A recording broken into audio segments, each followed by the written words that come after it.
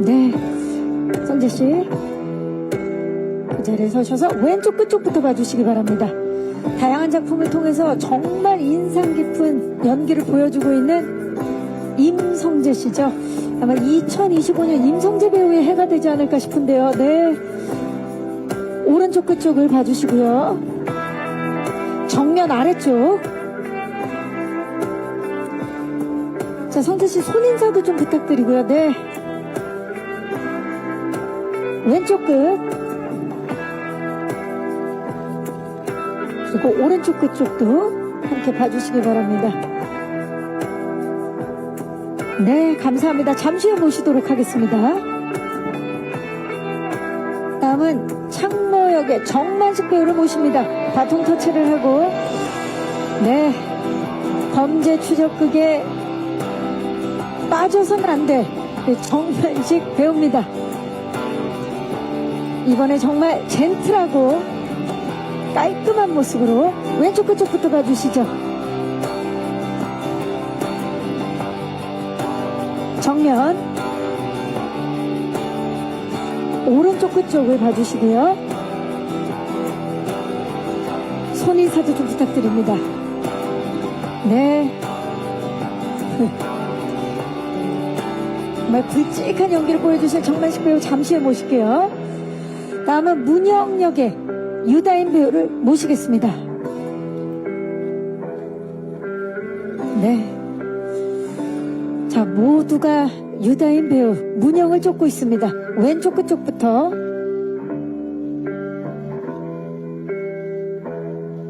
정면을 봐주시고요.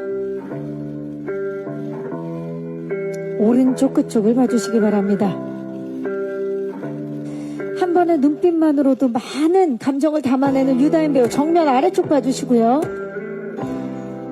손인사도 살짝 부탁드립니다. 네, 왼쪽, 마지막으로 오른쪽 끝쪽을 봐주시기 바랍니다. 네, 유다인 배우 잠시 후에 모실게요. 다음은 호령역의 김남길 배우를 모십니다. 묘령의 호령. 네, 자, 우리 김남길 배우 왼쪽 끝쪽부터 봐주시죠. 소설가 호령 역할입니다. 정면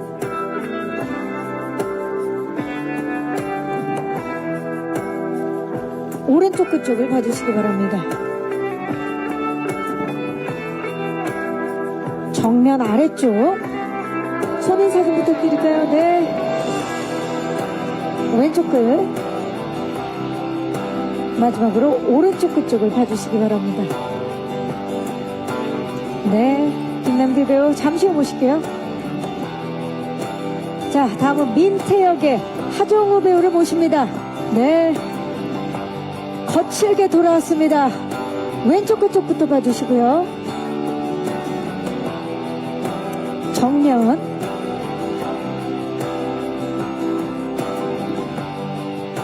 오른쪽 끝쪽을 봐주시기 바랍니다. 그의 분노 끝에 연민이 있었음을. 네, 정면 아래쪽. 하정우씨 손인사도 좀 부탁드릴까요? 네, 왼쪽 끝쪽, 그리고 오른쪽 끝쪽을 봐주시기 바랍니다. 자, 하정우씨 그 자리에 계시고요. 김남길 배우와 우리 김진환 감독님 모셔보도록 하겠습니다. 세 분. 네, 감독님 중앙에 서시면 좋을 것 같습니다. 네, 네, 정면 봐주시기 바랍니다. 브로큰의 우리 김진환 감독님과 하정우, 김남길 배우입니다. 왼쪽 끝쪽을 봐주시고요. 그리고 오른쪽 끝쪽을 봐주시기 바랍니다. 이쪽입니다. 자, 세 분 정면 아래쪽 봐주시고 손인사 좀 부탁드립니다. 네,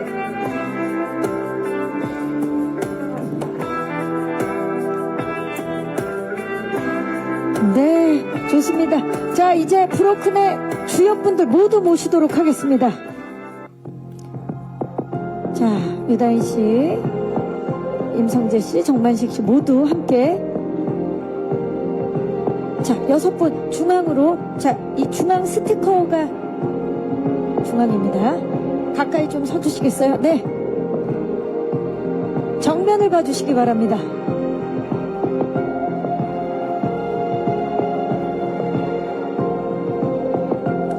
왼쪽을 봐주시기 바랍니다. 아까 몽타주 기억나시죠? 그 표정 좀 지어주시고요. 네, 오른쪽을 봐주시기 바랍니다.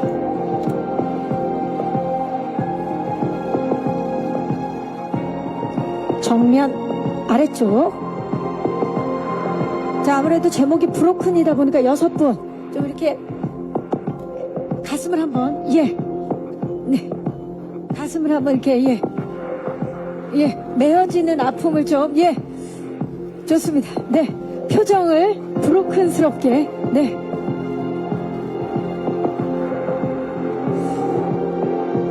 자, 이제 정면을 봐주시고 제가 하나, 둘, 셋을, 브로큰을 외쳐 파이팅을 해보도록 하겠습니다. 브로큰, 파이팅! 네. 동생의 죽음에 얽혀있는 모든 이들이 추적해온 마지막 행선지는 과연 어디일지, 그날 밤에 시작과 끝에 숨겨진 진실은 무엇일지 여러분 2월 5일 극장에서 브로큰을 확인해 주시기 바랍니다. 함께 인사드리겠습니다. 여러분, 네? 저는 지금까지 브로큰 제작 보고였습니다. 여러분 고맙습니다. 네, 임성재 씨가 가장 먼저 모습을 보이고 있습니다. 유다인 씨와 하정우 씨, 김남길 씨, 정만식 씨, 그리고 김진환 감독님이 무대로 오르셨습니다. 함께 인사드리겠습니다. 여러분 안녕하십니까? 네, 반갑습니다. 자, 생각해보니까 2025년 1월의 첫 번째 월요일입니다. 그리고 새해 첫 제작 보고회이기도 합니다. 이렇게 기자님들과 또 예비 관객 여러분들을 만날 생각하니까 어떻게 브로큰 오늘 첫 인사를 브로큰절로 한번 올려보면 어떨까 싶습니다. 지금 하정우 씨가 많이 놀라셨는데 함께 인사드릴까요? 여러분 새해 복 많이 받으십시오. 네. 예, 뼈소리가 많이 나는데요. 네, 조심해서 일어나시기 바랍니다. 네, 괜찮으세요? 정말, 예, 임성재 씨. 잘해 주시기 바랍니다. 네. 지금 어디서 브로큰 소리가 들리는데, 예, 예. 자, 그러면, 네. 우리, 김진환 감독님부터 오늘 와주신 기념들께 인사 부탁드립니다. 예, 안녕하세요. 브로큰 연출을 맡은 감독 김진환입니다. 귀한 발걸음 해주셔서 진심으로 감사드립니다. 반갑습니다. 네, 반갑습니다. 정만식 씨. 예, 브로큰에서 창모 연기한 정만식입니다. 반갑습니다. 반갑습니다. 와주셔서 감사합니다. 네, 계속 찍으세요. 김남길 씨. 네, 브로큰에서 호령 역을 맡은 김남규입니다. 반갑습니다. 반갑습니다. 하정우 씨. 예, 안녕하세요. 배민태 역할을 맡은 하정우입니다. 반갑습니다. 반갑습니다. 유다인 씨. 네, 안녕하세요. 문영 역을 연기한 유다인입니다. 반갑습니다. 반갑습니다. 임성재 씨. 네, 병기 역할 맡은 임성재입니다. 반갑습니다. 새해 복 많이 받으십시오. 네, 반갑습니다. 자, 브로큰. 정말 이 묵직한 배우분들과 함께 하니까 더욱더 기대가 되는데요. 일단 영화 브로큰 어떤 작품인지 하정우 씨가 대표로 좀 소개 좀 부탁드립니다.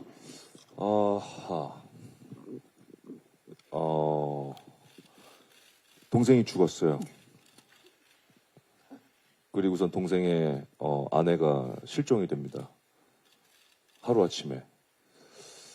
이건 또 무슨 일인가 하면서 이제 그 이유를, 그 실체를 파악하기 위해서 이제 끝까지 그거를 쫓아가는 그런 이야기입니다. 네. 그날의 진실을 밝히기 위해서 끝까지 쫓고 달려가는 사람들의 이야기인데요. 자, 그렇다면 브로큰 그 제목의 의미도 궁금하거든요. 말씀 좀 부탁드려도 될까요? 브로큰. 부러졌네요? 그쵸. 네, 부러졌습니다. 네. 이 민태라는 친구가 원래는 조직 생활을 하다가 이제 손을 씻고 새 출발을 하려는 그런 계획이 있었는데 그 동생의 죽음, 의문의 죽음 앞에서 이제 원래 새롭게 계획했던 것을 다시 부수고 다시 일을 저지르는 그런 일들을 이제 맞이하게 됐는데 그런 의미에서 이제 부서졌다라는 그런 의미가 담겨 있지 않나라는 생각이 듭니다. 그렇네요. 본인의 계획도 부서지게 되고 마음도 부서지게 되는 브로큰인데요.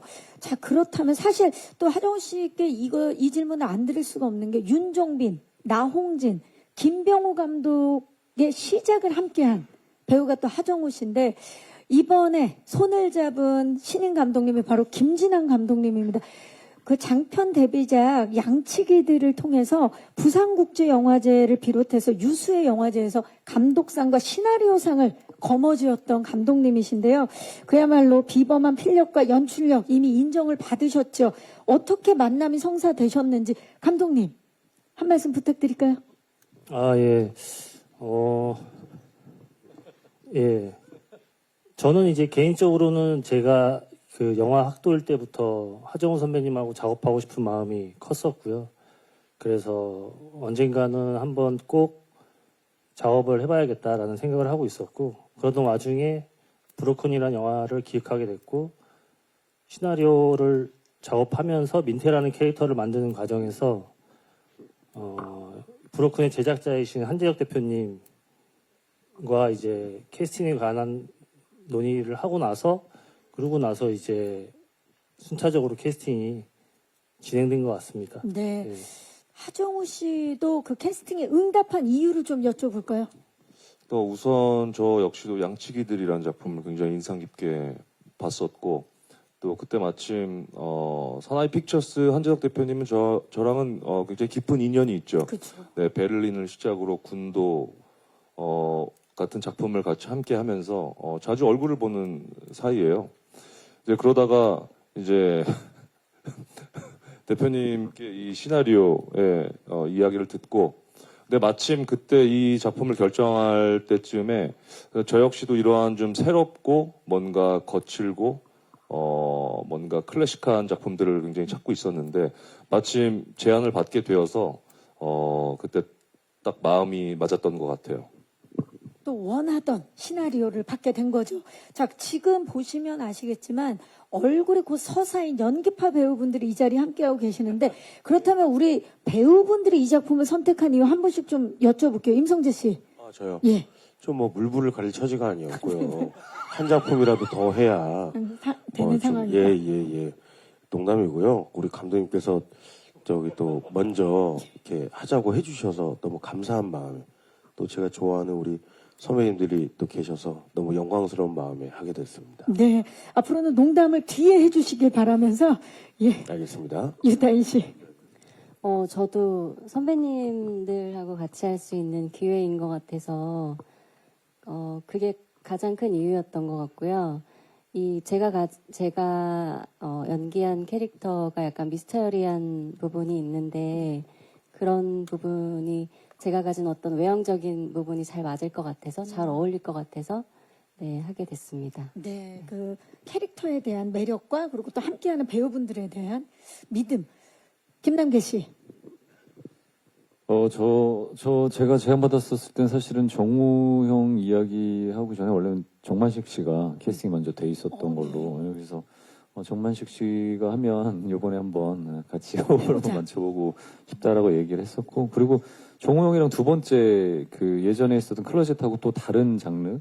그리고 개인적으로 정우 형이 갖고 있는 이제 지금 아까 얘기하신 좀 로드무비 같은 날 것에 대한 역할을 되게 굉장히 좋아하기도 하는데 그런 걸 같이 해보면 참 어떨까라는 생각들 들었고, 그리고 다들 아시겠지만 이 영화계에 제가 사나이피처스 건물에 세를 들고 있는데 예. 네, 그 세 이제 월세를 조금 싸게 해주시는데 이제 그러면서 주시는 시나리오를 보고 웬만하면 1년 연장 계약을 해줄 테니까. 이게 조건부였군요. 조건부로 예. 해가지고 시작을 하게 됐죠. 그리고 또 늘 배우분들이 얘기했지만 감독님 저도 그 전작을 너무 재밌게 봤어요. 그래서 되게 감독님에 대한 관심도 있었고 그래서 여러 가지 이유들이 이 브로큰으로 이끈 계기가 아니었나 싶습니다. 그렇네요. 이게 사실 뭐 TMI지만 어떠한 이야기를 비하인드 스토리를 얘기해 주셨는데 실제로 그래서 새 조정이 좀 있었나요? 아니요, 그 처음부터 지금 거의 한 5년 가까이 굉장히 싼 월세를 받으시면서 긴 기간을 유지해주고 계십니다. 이 자리를 빌어서 사나이 피처스 한재석 배우님께 서울 시내에서는 그런 게 없어요. 네. 그러니까 처음부터 계약을 굉장히 잘했어요, 남PD가. 거의 헐값 계약을 해가지고. 예, 착한 건물주로 사나이 피처스를 말씀을 해 주셨고요. 네, 이 자리를 빌려서 감사의 말씀을 전하고 있습니다. 네. 정만식 씨. 예. 저도 양치기들을 되게, 뭐랄까, 흥미롭게 잘 봤습니다. 재밌게 봤고. 그런데 그 작품이 그런 뉴스에 많은 그런 영화제나 이런 데서, 감독님의 어떤 필력이나 이런 것들이 뭐 확인됐다고. 인정을 받았죠. 네. 그런 사실은 잘 몰랐는데, 놀랍네요. 예, 그래서 되게, 호기심이 좀 땡겨서 그랬었는데, 저는, 솔직히 말씀드리면은, 이제, 사내이 피처스와 어떤, 암묵적인 종신 계약이 되어 있기 때문에, 그렇습니다. 사나이 픽처스 생각은 다를 것 같은데요. 네, 네. 알겠습니다. 일단 자, 우리 기자님들도 다들 아시겠지만 이분들 한 분 한 분 다 굉장히 유머러스하신 분들인데 사실 그 역할의 옷을 딱 입는 순간 정말 같은 인물인가 싶을 정도로 돌변하는 엄청나게 멋진 매력을 보여주시는 분들이죠. 과연 이분들이 어떤 사건으로 얽히고 설켜서 서로를 쫓고 쫓기는지 영상을 통해서 먼저 만나보시죠. 캐릭터들이 정말 살아 움직이는, 살아 날뛰는 그런 느낌인데 하나의 사건에 얽힌 여러 인물들을 한 번에 만나볼 수 있는 영상 보고 오셨습니다. 자, 지금부터 저희가 캐릭터 한 분 한 분 이야기를 나눠볼 텐데 지난 그 브로큰 홍보 때 하정우 씨와 김남길 씨가 작품 속의 주요 인물들의 몽타주를 직접 그리셨죠. 자, 그 몽타주를 지금 스태프께서 배우 한 분 한 분께 직접 전달해 드렸는데 제가 한 분씩 그 이야기를 나눌 때 몽타주를 공개해 주시면 되겠습니다. 자, 먼저 하정우 씨가 맡은 민태 공개합니다. 네. 몽타주 지금 공개가 됐고요. 지금 옆쪽에 있는 스틸을 그대로 그린, 그거를 저희가 그린 몽타주인데 일단 몽타주 누가 그려주셨나요? 하정우 씨. 네, 제가 그랬습니다. 직접 그리신 몽타주. 민태 어떤 인물인가요? 민태는 그 동네에서 그 지역에서 굉장히 잘 나갔던 피도 눈물도 없던 그런 조직의 일원이었죠. 근데 이제 동생이 그 조직에 들어와요. 네, 동생이 원해서. 네. 근데 그 동생이 이제 사고를 치죠. 그래서 동생의 그 사고를 대신해서 이제 감옥에 가게 됩니다. 이제 그러면서 그 조직의 생활을 손을 털고 이제 떠나게 됐는데 그 출소를 하고 새로운 인생을 이제 살아가려고 건설 노동자로 일을 시작을 하고 새로운 삶을 시작하는 또 그 시점에 동생의 그런 의문의 죽음을 당하고 동생의 아내가 이제 실종이 됩니다. 당연히 피부치의 어떤 그런 생사가 어떤 죽음이 이 사람을 다시 예전의 그런 어두움의 어떤 그런 어둠 속으로 이제 다시 인도를 하게 되죠. 그러면서 거침없이 동생의 그 죽음을 이제 파헤치고 복수를 해나가는 그런 인물입니다. 지금 민태의 서사를 스며들게끔 이야기를 해주셨는데 사실 그간 하정우 씨는 뭐 파일럿, 사업가 그리고 뭐 마라토너 굉장히 다양한 직업을 가지고 있던 배우였는데 이번에 굉장히 다시 거칠어져서 돌아와서 반갑기도 하고 굉장히 또 의미가 남다르기도 했었을 것 같아요. 브로큰을 두고 휘발유 냄새가 나는 영화다라고 표현하셨죠. 네. 예, 어떤 의미입니까? 이 영화의 편집본, 근데 특히나 현장에서 김준하 감독님이 이끌어내는 이 현장의 분위기와 또 그 캐스팅된 배우 또 같이 앙상블을 이뤄내면서 같이 연기를 하면서 딱 느낌이 딱 휘발유 냄새 나는 듯한 느낌이었던 것 같아요. 이건 어떤 그런 스릴러 반전의 드라마도 분명히 있고 또 액션의 요소도 분명히 있고 근데 굉장히 묘한 드라마적인 굉장히 이건 끌림이 강한 영화라고 생각이 들었었어요. 그 씬을 그 전체 스토리를 구성하는 한 씬 한 씬의 그런 밀도와 집중력이 그 배우들이 만들어내는 그것이 굉장히 오랜만에 처음에 연기를 시작하고 처음에 영화를 시작했던 그때로 돌아가는 듯한 느낌을 받으면서 임했던 촬영이었던 것 같아요. 그래서 뭐 헤어 메이크업이라든지 의상의 선택이라든지 그런 것들을 이제 감독님과 상의를 해서 굉장히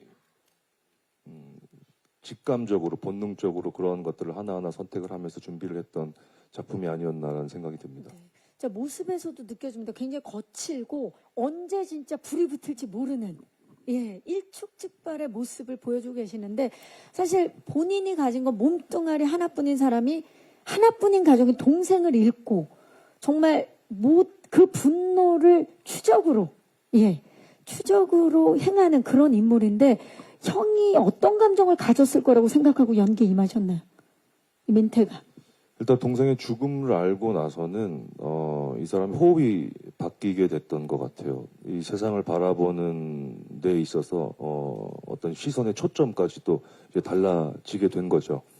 출소를 하고 나서 이 인물은 마치 누가 먹이를 가져다 주기를 기다리는 그런 숫사자 같았더라면 아마 동생의 죽음을 알고 나서는 그때부터는 정말 눈이 돌아가서 뒤도 돌아보지 않고 사방도 살피지 않고 자기의 그런 사냥감만 그런 목표점만 향해 달려가는 그런 또 다른 야수의 모습을 보이지 않았나라는 생각이 듭니다.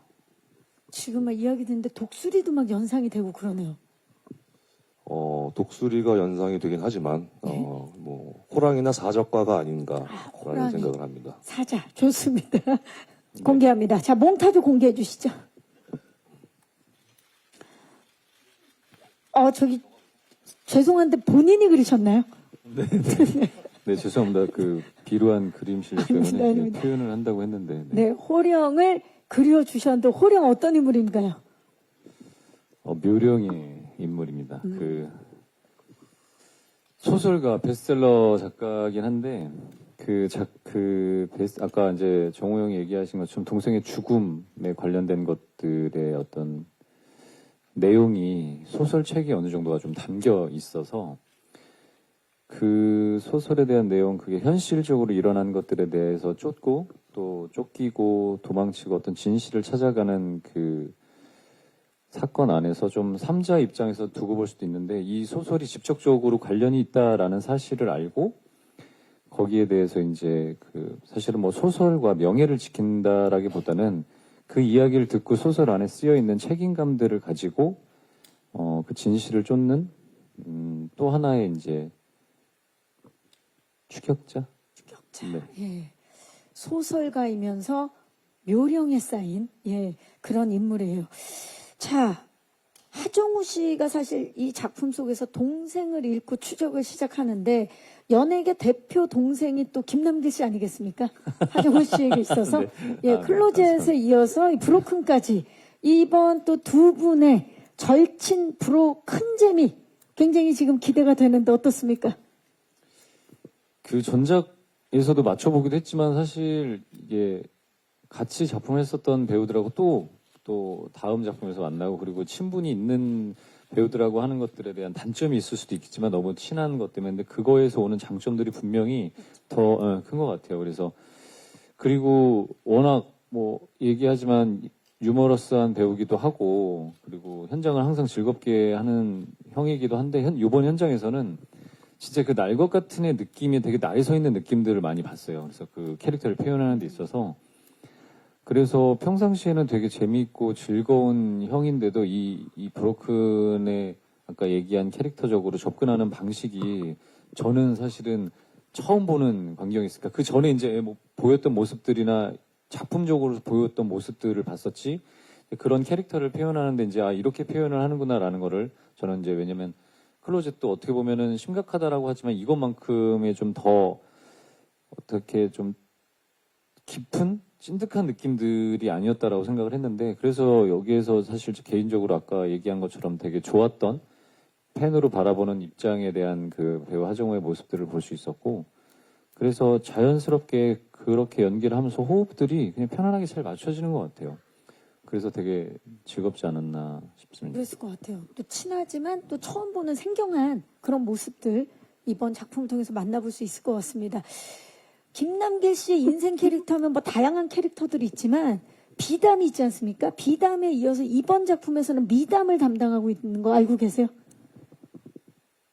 그런가요? 저 예, 모르는데요. 아름다운 이야기 아니고 미스테리 담당. 아, 미스터리 예, 담당. 미스테리 담당. 네. 이번엔 미담을 네. 담당하고 계시는데 네네. 용의선상에 오른 인물들 중에 호령은 어떤 이유로 문영을 쫓는다고 생각하십니까?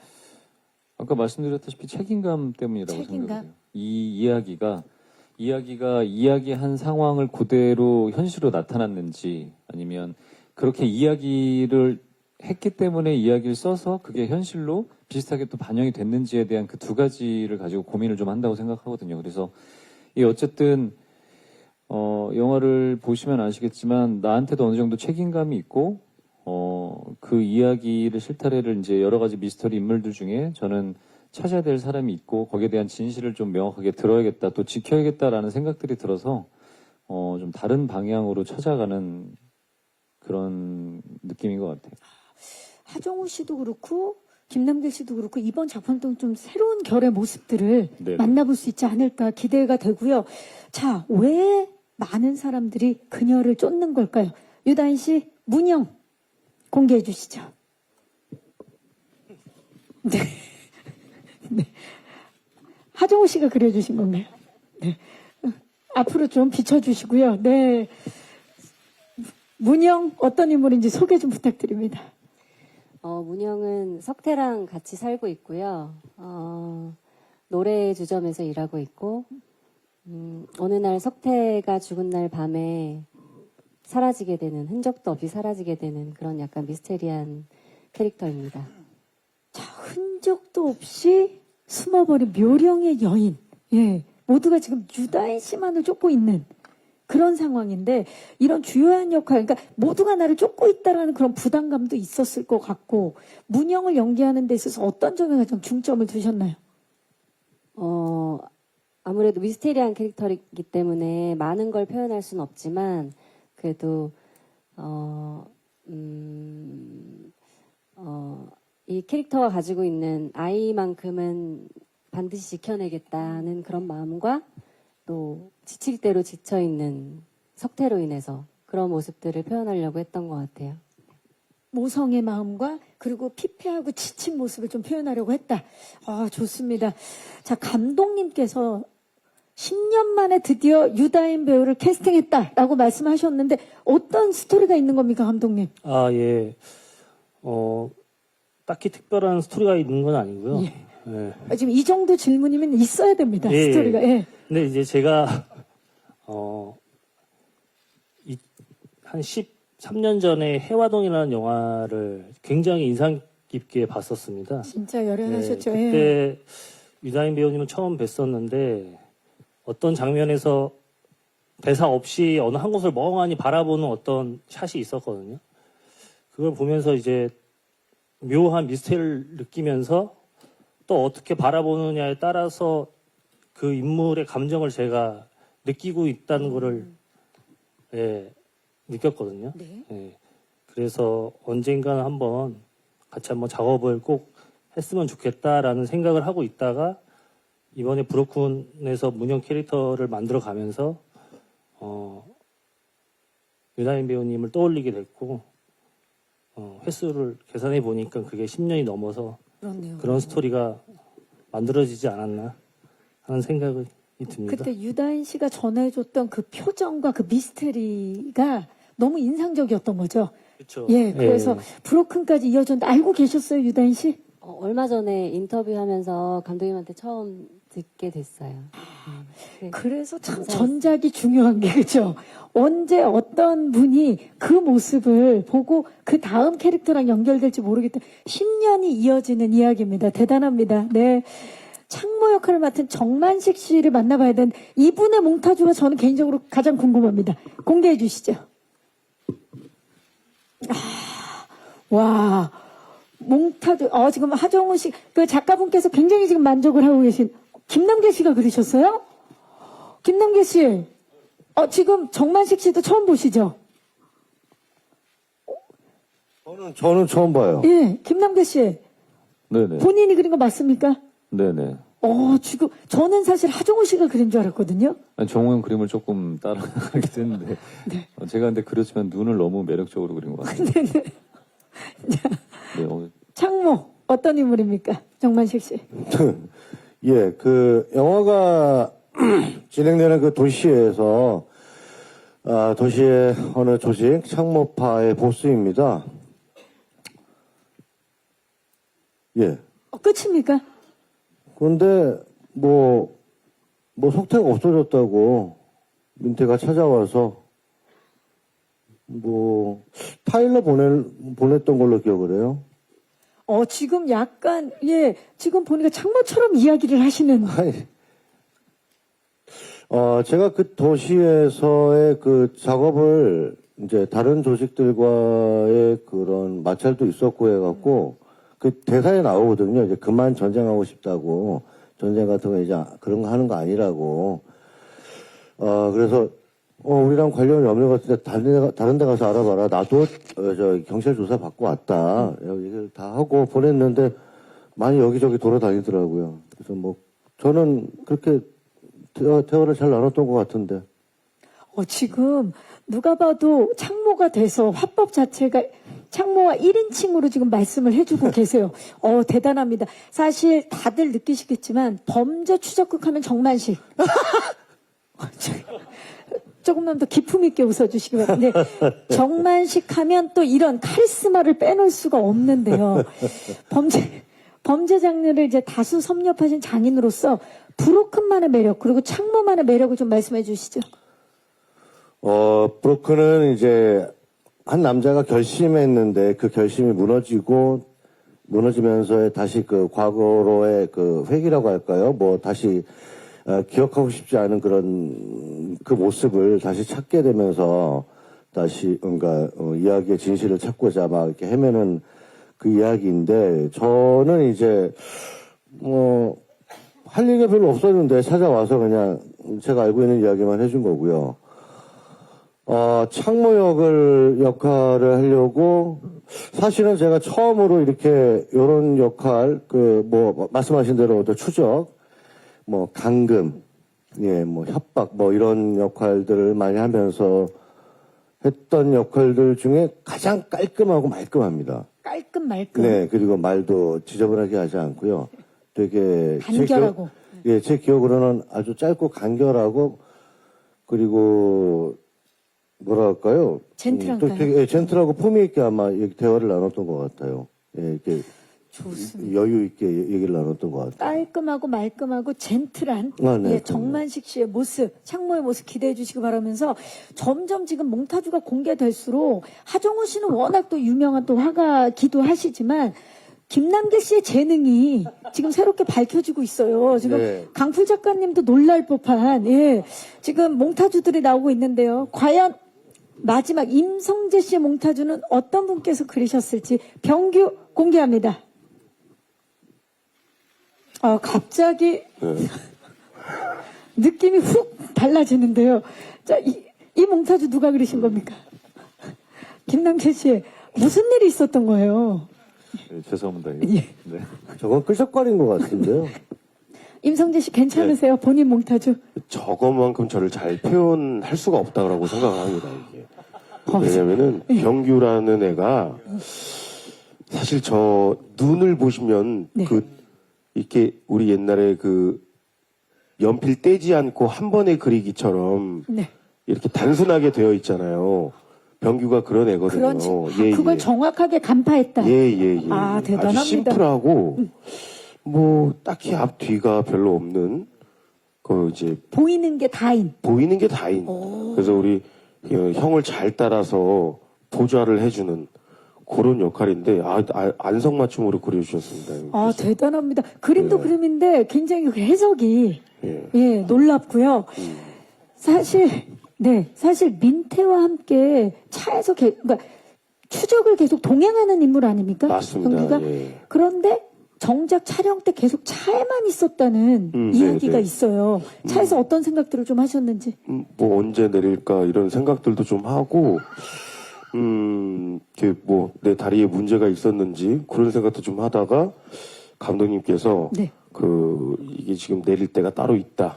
아주 민태는 차에 중요하게. 있어야 된다. 차에 있어야 된다. 그래서 그런 아주 중요한 마음가짐을 새기면서 차에 있었습니다. 왜냐면 이게 굉장히 어려운 게 한정된 공간에서 연기를 한다라는 게 결코 쉽지 않거든요. 네, 맞습니다. 아마 임성재 씨가 그 안에서 다채로운 또 매력을 보여주실 것 같은데요. 기대를 해보도록 하겠습니다. 얽혀버린 진실 사이에서 용의선상에 오른 분들, 지금 서로 얽히고 쫓는 그런 인물들인데요. 우리 다 같이 몽타주를 한꺼번에 좀 들어주시겠어요? 자, 이 분들이 서로 쫓기고 있습니다. 몽타주를 앞쪽을 향해서 함께 들어주시기 바랍니다. 네. 이 몽타주를 보신 분들이 있으시면 제보해 주시기 바라면서 과연 어떤 과정 속에서 브로큰이 완성되었는지 저희가 제작기 영상 만나고 와서 이야기 계속 나누겠습니다. 만나보시죠. 야외 로케이션이 대부분이었던 걸로 알고 있는데요. 감독님 어떤 도시들이 있었고 그리고 실제 장소들을 강조한 특별한 이유는 무엇인지 좀 여쭐게요. 예, 일단 춘천을 중심으로 서울, 인천, 해남으로 크게 구분되어져 있고요. 그리고 제가 이 공간들을 설정한 이유는 처음에는 인물들을 먼저 배치를 했었습니다.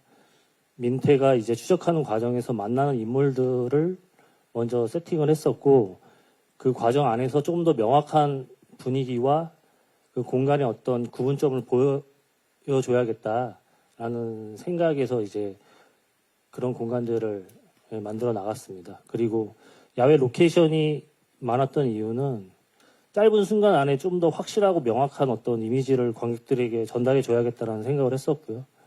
그래서 민태가 어느 지점에 도착했을 때마다 민태의 정서와 그 공간의 분위기가 맞물리는 어떤 지점들을 좀 관객들이 느낄 수 있게끔 만들어 봐야겠다라는 생각에 그런 전체적인 공간 디자인을 만들어 나갔습니다. 네. 그곳에 응축된 공기와 분위기까지 스크린을 통해서 만나볼 수 있을 것 같은 기대감이 드는데요. 영상을 지금 보니까 파이프, 화분, 말린 생선 등 이렇게 그곳에 있는 현장감, 현실감 가득한 액션들이 브로큰에 가득한 것 같은데요. 각 장소별의 지형지물들을 활용한 액션들을 우리 하정우 씨가 아이디어를 많이 주셨다고요? 예. 네, 이게 앞서도 얘기를 나눈 부분인데 로케이션이 정말 많았어요. 또 뭐 춘천 안에서도 메인 장소가 이제 춘천이었는데 그 안에서도 굉장히 많은 다양한 공간에서 촬영이 이루어졌는데 감독님과 이야기를 나눌 때 그 로케이션, 그 장소에 갔을 때 어떻게 하면 이 장소를 활용할 수 있을까에 대해서 되게 많이 얘기를 나눴었거든요.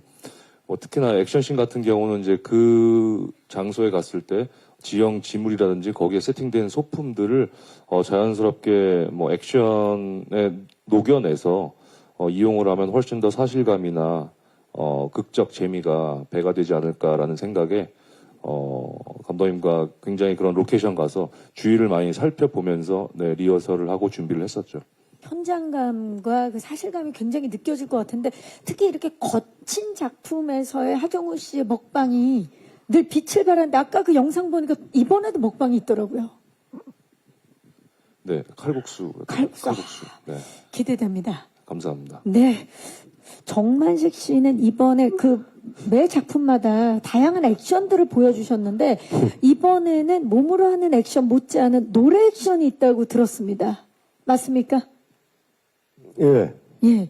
제가 듣기로는 제보에 의하면 현장에서 정만식 씨의 노래가 끝나자마자 현장에 계시던 스태프분들이 박수갈채를 보냈다는 그런 소문이 있는데 어떤 장면이었는지 그리고 어떤 곡이었는지 좀 어떤 감정이었는지 한 말씀 부탁드릴게요.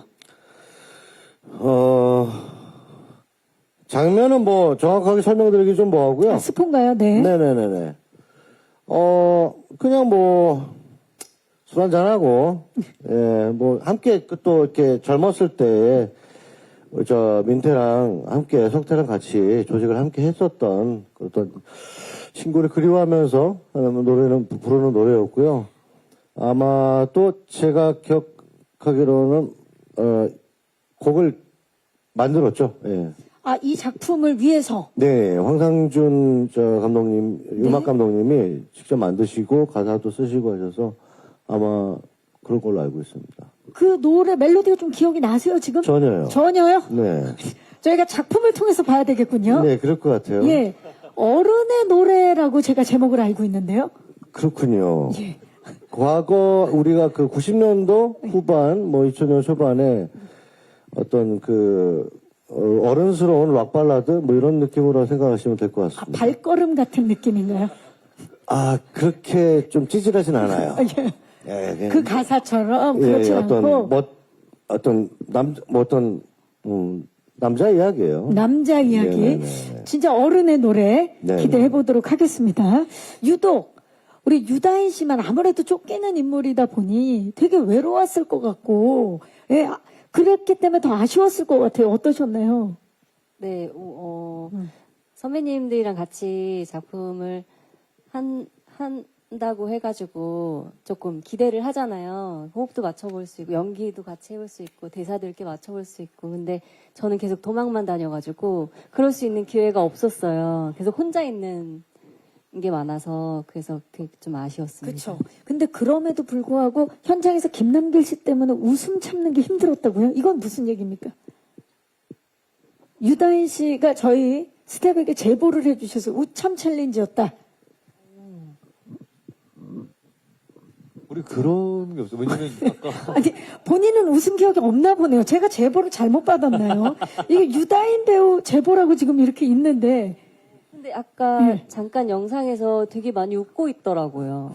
그러니까 우리가 이게 기억으로 지금 김남길 씨, 사실 김남길 씨는 대한민국 연기도 워낙 잘하지만 애드립을 잘하는 배우로 손에 꼽히는 그런 또 배우인데. 그 잠깐의 그 기억에 다인 씨랑 연기하면서 사실은 작품적인 애드립이 아니라 우리가 또 그 같이 일했던 스텝이 겹치는 스텝이 한 명 있어가지고 그런 스텝에 대한 이야기를 하거나 사실 작품에 관련된 얘기보다는 다 쓸데없는 얘기를 해서 네 그리고 현장에서 쓸데없는 얘기라고 그래요. 그러니까 좀 죄송합니다. 그 다인 씨가 우리가 만날 일이 없었어. 저만 다인 씨가 한 3번인가 우리가 현장에서 인터뷰하는 것과 또 예전에 다른 이야기를 하는 거 그리고 쫓기기 전에 이렇게 그 마지막에 만나다 보니까 만나면 이제 다인 씨도 혼자 있고 저도 정우 형이랑 만나는 거 몇 번 아니건 저도 혼자 있는 경우가 많아서 그래서 그런 이야기들을 많이 하다 보니까 아무래도 이 역할이 동병상련이 느껴지는. 네네네. 그래서 저도 제작기 영상 보니까 저렇게까지 웃었었나 싶은. 네. 하지만 작품 속에서는 그 웃음은 볼 수 없는 거죠. 그래서 더 제작기가 소중하게 느껴지는데 임성재 씨는 사실 현장에서 하정우 씨의 귀여움을 독차지했다는 소문이 있습니다. 맞습니까? 네, 정확하게 독차지를 하고 있었어요. 사실 우리 또 하정우 씨에게 또 찐동생 김남길 씨가 계시지만 이번 작품 안에서 하정우 씨가 임성재 씨를 표현하기에 귀여움과 그 귀여움 안에 감춰진 차가운 매력이 공존하는 배우다라고 극찬을 하셨어요. 오죽하면 촬영 끝날 때 임성재 씨가 하정우 씨한테 손편지를 쓰셨다고요? 네, 맞습니다. 너무 형님한테 저 감사한 마음에 처음으로 선배님한테 손편지를. 예. 그래서 네, 잘 보관하고 계신. 하정우 예. 씨 기억나세요? 손편지? 네, 기억하고 있습니다. 예. 네. 어떠셨나요? 편지 받으셨는데. 편지요? 네. 네, 잘 받았습니다. 내용이 기억이 안 나세요? 내용은 주된 내용은 사랑한다. 네. 보고 싶다. 고맙다. 네. 어떠셨나요? 함께 하시면서. 네. 저는 이제 성재랑 처음 만나서 이제 호흡을 맞췄는데 인터뷰 때 제가 말씀드린 대로 굉장히 야누스적인 매력이 있는 것 같아요. 네. 굉장히 많은 얼굴들을 가지고 있고 또 그것을 또 적재적소 자유자재 그 표현해내는 것을 보면서 굉장히 좋은 배우구나라는 생각이 들었었습니다. 그럼 화답을 좀 해볼까요? 어떤 선배였나요?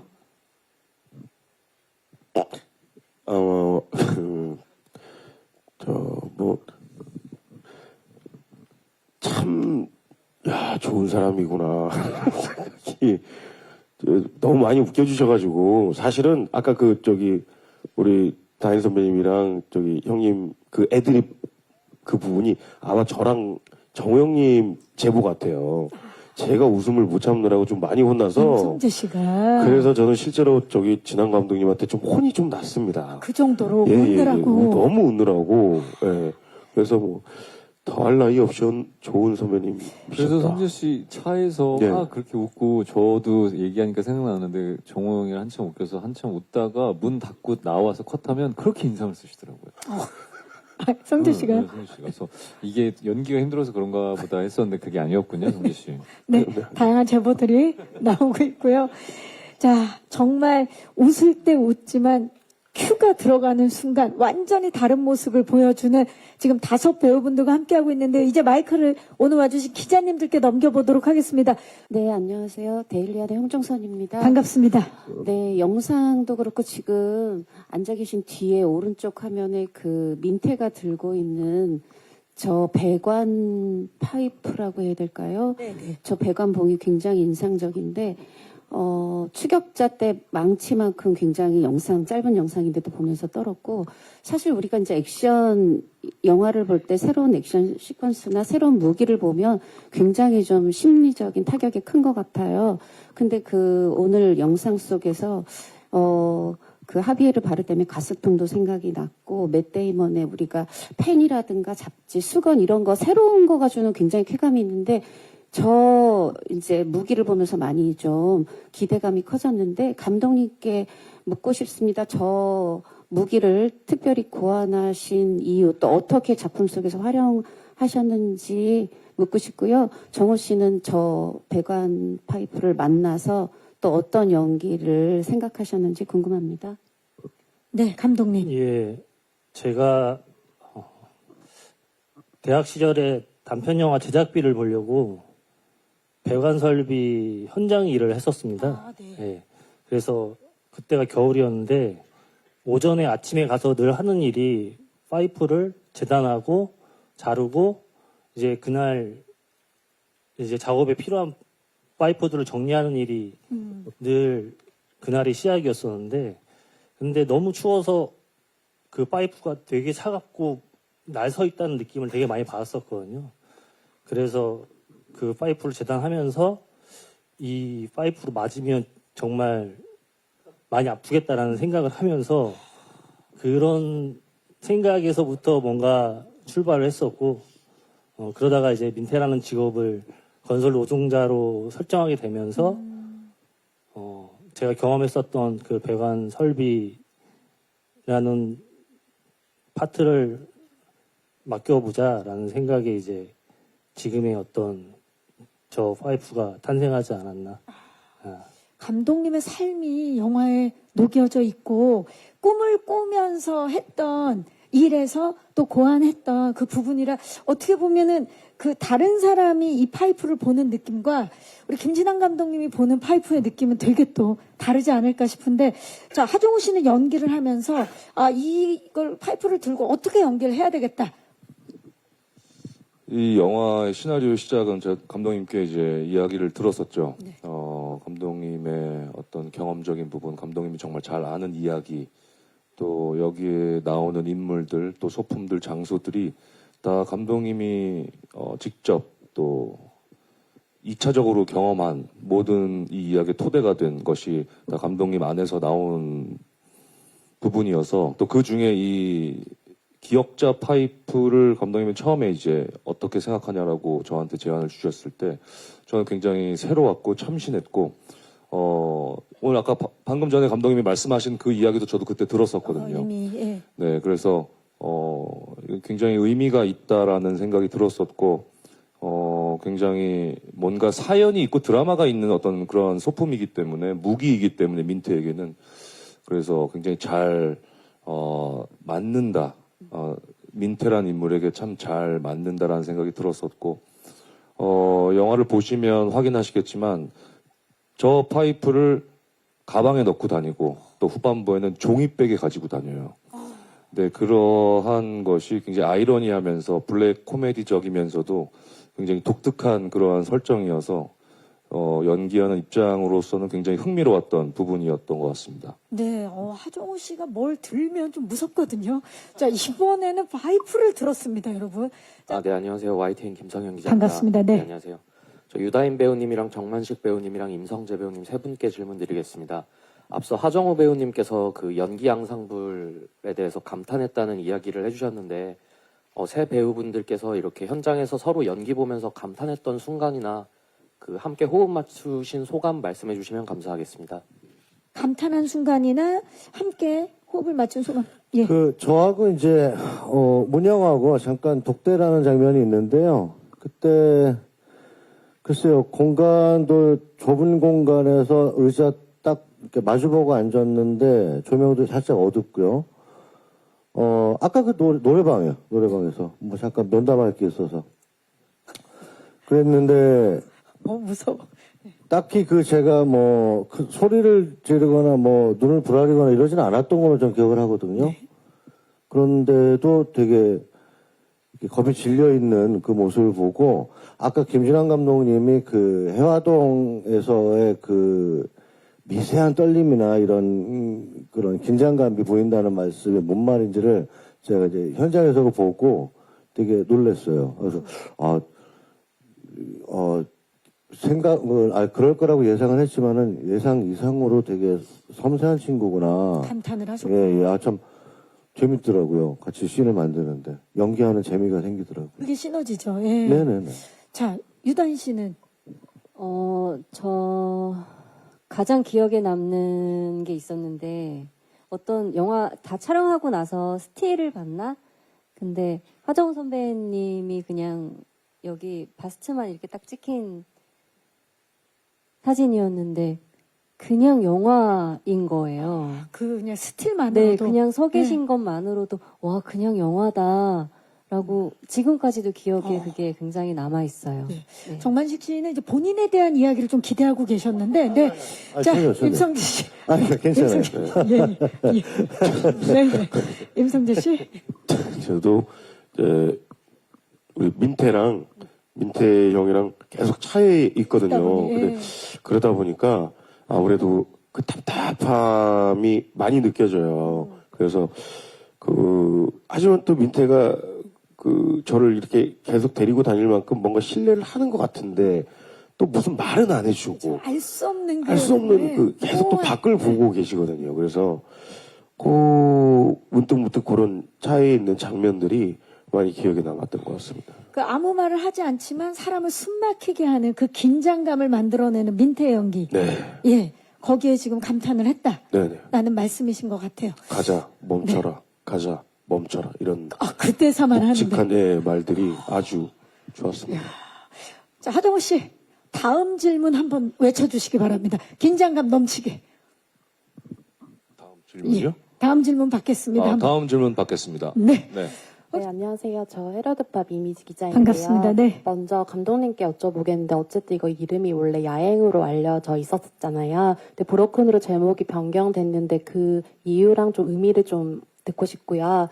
그리고 김남길 배우님은 이제 베스트셀러 작가 역할인데 좀 헤어스타일이나 뭐 안경이나 이렇게 스타일링에도 좀 신경 많이 쓰신 것 같아요. 그 부분 좀 얘기 듣고 싶습니다. 네, 감사합니다. 제목이 바뀐 이유 감독님. 예, 제목이 바뀐 이유는 좀 더 직관적이고 민태의 어떤 감정을 명확하게 표현할 수 있는 제목을 찾다 보니까 브로큰이라는 제목을 선택하게 되었습니다. 네.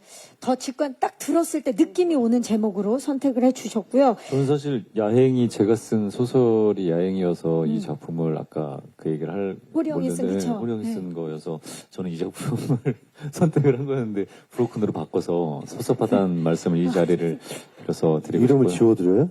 예? 어떻게 해야 돼요? 아니에요. 그냥 섭섭하다는 얘기를 잠깐 하는 그래요? 건데 이 자리를 빌어. 근데 소설 제목이 바뀌진 않죠. 네, 바뀌지 예, 않죠. 예. 소설책도 브로큰은 아니고 네, 야행입니다. 야행입니다. 네네. 자, 이번에 그 소설가 역할을 하기 위해서 이제 외형적으로도 좀 많이, 예, 외형적으로 고민을 이제 했을 것 어떤, 머리 같은 것도 이제 세팅을 최소한 좀 덜 해서 정말 그냥 글을 쓰는 데에만 이제 몰입을 하는 캐릭터인 것처럼 좀 보이려고 했었고, 그리고 안경은 사실, 눈에 대한 날카로움들, 그 제가 갖고 있는 외형적인 부분들, 뭐 이제 광대가 드러나는 부분, 이런 것들을 좀 감추기 위해서 이번에는 안경을 좀 썼어요. 그래서 그냥 흔히 얘기하면, 이것도 편견이고 선입견일 수 있지만 글을 쓰는 사람들이 조금 어떤 지적으로 보이는 분들이나 좀 부드러워 보일 수 있는 인상적인 부분들을 좀 고민을 하다 보니까 여태까지 나왔던 좀 날카로운 모습들을 감추고, 만약에 뭔가에 쫓고 이야기를 해야 되는 부분들이 있다면 그 안경 안에 있는 눈에 대한 어떤 안광에 대한 느낌들을 좀 주면 좋겠다라고 해서 이번엔 그렇게 좀 설정을 좀 잡아봤습니다. 네, 고맙습니다. 혹시 마지막 질문 있으신 기자님 계십니까? 예, 안녕하세요. 스포츠 서울의 원성윤 기자입니다. 반갑습니다. 네. 감독님께 질문 드릴게요. 이 브로큰이 이제 2021년에 찍은 걸로 알고 있는데요. 이게 이제 4년이 좀 지났다 보니까, 영화가 이제 좀 후 편집을 좀 빠르게 한다든지 이런 부분들이 혹시 있었을지 한번 질문 좀 드리고 봅니다. 네. 편집에 혹시 뭐 방향성이라든지 그런 게 좀 달라진 게 있는지 질문 주셨어요. 예, 후반 기간이 생각했던 것보다 더 긴 부분이 있어서요. 어떤 편집에 있어서 큰 틀을 바꾸진 않았고, 좀 더 밀도 있고, 좀 더, 완성도 있는 방향으로 편집을 계속 이어나갔던 것 같습니다. 그 과정이 뭐, 여러 번 있었다 보니까, 그때마다 그 편집에 대한 방향성이 조금씩 달랐던 부분이 있어서, 그런 부분에 있어서 에너지를 많이 쏟았던 것 같습니다. 네. 후반 작업에 좀 더 공을 들여서 밀도 있고 완성도 높은 작품의 탄생입니다. 우리 기자님들도 기대해 주시기 바라면서 질문 주신 기자님들 진심으로 감사의 말씀을 드리겠습니다. 자, 이제 오늘 와주신 기자님들과 또 2월 5일이죠. 우리 브로큰 개봉만을 애타게 기다리고 있는 예비 관객분들에게 끝인사를 좀 한 분씩 부탁드리겠습니다. 우리 임성재 씨부터 끝인사 부탁드립니다. 아무쪼록 저희 영화 브로큰 많이 봐주시고요. 끝까지 성원해 주시기 바랍니다. 감사합니다. 네. 유다인 씨. 네, 이렇게 자리해 주셔서 너무 감사드리고요. 2월 5일 날 개봉하는 브로큰 많은 관심 부탁드립니다. 감사합니다. 네. 하정우 씨. 네, 이렇게 자리해 주셔서 너무나 감사드리고, 저 2월 5일 기억해 주시고 또 관객분들에게 또 잘 또 전달해 주셨으면 좋겠고요. 새해 복 많이 받으시고 늘 건강하십시오. 감사합니다. 네, 감사합니다. 김남길 씨. 네, 저희 영화 브로큰 인물의 심리를 따라가는 추적 스릴러 같은 느낌도 있고요. 뭐 로드무비 같은 여러 가지 색깔을 담고 있는 영화라고 생각을 합니다. 여러분들 즐겁게 2월 5일날 개봉하면 많은 관심 또 사랑 부탁드리겠습니다. 항상 건강하시고 새해 복 많이 받으세요. 감사합니다. 네, 감사합니다. 정만식 씨. 예, 지금 잠깐 여쭤봤더니 만 4년이 걸렸다고 감독님이 말씀을 하시는데요. 예, 4년 반? 만 4년. 만 4년이죠? 예, 드시기 딱 좋게 잘 숙성이 된 것 같습니다. 2월 5일 날 개봉이 되니까요. 예, 눈으로 많이, 즐기시기 바라겠습니다. 극장에서 꼭 확인해 주시면 감사하겠습니다. 감사합니다. 네, 감사합니다. 김진환 감독님. 예, 브로큰이라는 영화는 분노에 찬 민트의 추적을 따라가다 보면 어느 순간 인간에 대한 연민을 느낄 수 있는 작품이라고 생각합니다. 좋은 배우님들과 정말 열심히 만들었습니다. 많은 관심과 사랑 부탁드리겠습니다. 감사합니다. 네, 감사합니다. 자, 이제 포토타임을 위해서 무대 정리하는 동안에 마이크 의자 위에 올려주시고요. 무대 옆쪽에서 준비해 주시면 되겠습니다. 저희 무대 빠르게 정리.